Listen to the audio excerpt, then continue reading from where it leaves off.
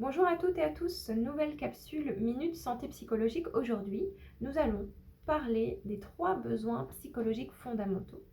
Au même titre que nous avons des besoins physiologiques, biologiques, dormir, boire, manger, nous avons des besoins psychologiques à combler. Ces besoins, d'où viennent-ils? Ils viennent de la théorie de l'autodétermination, qui est une théorie de la motivation humaine. Au Québec, il y a Jacques Fauré qui en parle beaucoup, qui a fait des travaux dessus, conseiller ressources humaines, psychologue organisationnel et également professeur titulaire à l'école de gestion de l'UQAM.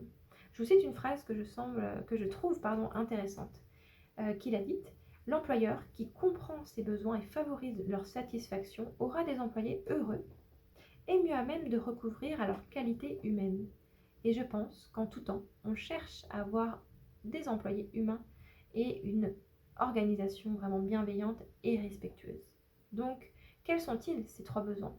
On a le premier, l'autonomie, qui est la possibilité de pouvoir influencer sur son travail et son comportement par rapport à notre propre choix, nos propres valeurs.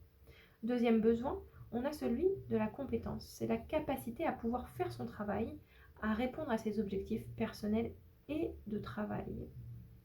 Et bien sûr, il y a l'aspect satisfaction relié à l'atteinte de ses objectifs et au sentiment d'efficacité. Troisième besoin, celui de l'affiliation sociale ou d'appartenance. Le fait de sentir l'appartenance à un groupe, à une équipe de travail, d'être soutenu, d'être épaulé, d'avoir des relations aussi respectueuses, de confiance et que ce soit aussi réciproque. Sachez que l'environnement va influencer les besoins et que aussi chaque individu va influencer l'environnement de travail dans lequel vous vivez. Alors, pourquoi on veut répondre à ces besoins? Au même titre qu'on veut répondre aux besoins de l'enfant. Pourquoi? Vous le savez mieux que moi, le sécuriser, l'entraîner dans ses apprentissages, qu'il s'engage, et puis aussi mener à son bien développement. C'est la même chose pour l'adulte. Si on veut être plus précis, ça va entraîner un sentiment de satisfaction, de bien-être, d'épanouissement vraiment global, de fonctionnement optimal. Ça va renforcer également ses sources de motivation. J'ai du plaisir au travail, j'ai du sens. Et puis, ça va augmenter l'engagement que vous avez dans votre milieu de travail. Collectivement, ça va engendrer des comportements bienveillants, respectueux, avec du soutien, de la solidarité, avec aussi une diminution de l'épuisement professionnel. Sachez que, tout comme l'enfant, tout comme son unicité dans ses besoins, c'est la même chose également pour l'adulte, c'est-à-dire qu'en fonction de chaque personne, les 3 besoins vont être à un niveau différent. Donc ça, c'est toujours à garder en tête.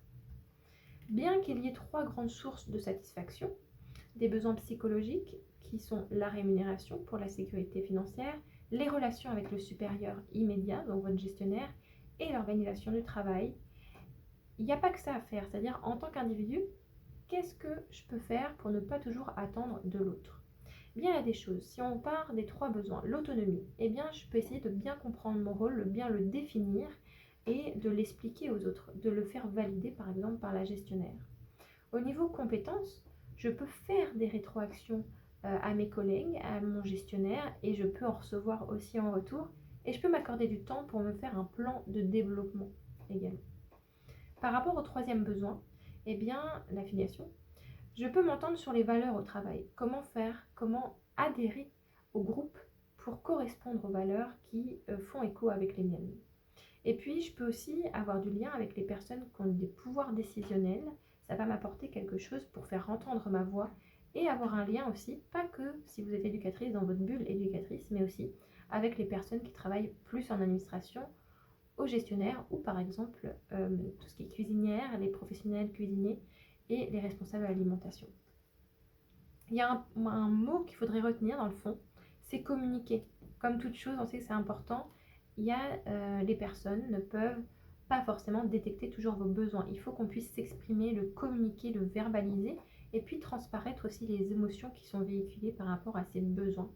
Essayez d'apporter vraiment, lorsque vous avez un manque par rapport à un besoin, une solution, une piste d'action concrète pour tendre la main vers la personne qui a le pouvoir d'agir pour vous. Je conclurai cette vidéo par un 4e besoin psychologique que le chercheur finlandais Frank Materla a mis en lumière, c'est le besoin inné et universel de bienveillance.